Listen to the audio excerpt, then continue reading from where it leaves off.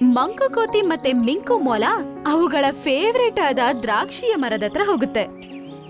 ಮಂಕು ಕೋತಿ ಮರದ ಮೇಲೆ ಬೇಗ ಬೇಗ ಹತ್ಬಿಡುತ್ತೆ ಮತ್ತೆ ಅಲ್ಲಿಂದ ದ್ರಾಕ್ಷಿಯನ್ನು ಕಿತ್ತು ಕೆಳಗಡೆ ಆಗುತ್ತೆ. ಮಿಂಕು ಅದನ್ನ ತಿನ್ನಕ್ ಶುರು ಮಾಡುತ್ತೆ.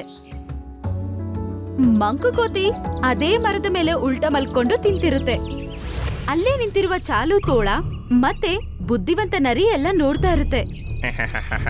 ನಾನ್ ಕೇಳಿದ್ದೀನಿ, ಮಂಗನ ತಲೆಯ ಬ್ರೈನ್ ತಿಂದ್ರೆ ಚೆನ್ನಾಗಿರುತ್ತಂತೆ, ಹೌದಾ?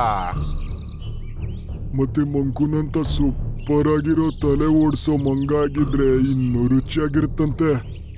ಆದ್ರೆ ಈ ಮೊಲ ಮತ್ತೆ ಮಂಗದ ಫ್ರೆಂಡ್ಶಿಪ್ ಇದೆಯಲ್ಲ, ತುಂಬಾ ಒಳ್ಳೇದಿದೆ. ಅದ್ರಿಂದಾನೇ ಅವರು ಒಟ್ಟಿಗೆ ಇರೋದು. ಯಾಕಂದ್ರೆ ಇವರು ನಮ್ಮನಿನ್ನೂ ನೋಡಿಲ್ಲ. ಒಂದ್ಸರಿ ನಾವ್ ಈ ಮಂಗನ ಹತ್ರ ಮಾತಾಡಿದ್ರೆ ಮುಗೀತು ಮತ್ತೆಲ್ಲ ಕತೆ. ಹಾ ಹಾ, ಸರಿ ಹೇಳಿದ್ಯಾ ನೀನು.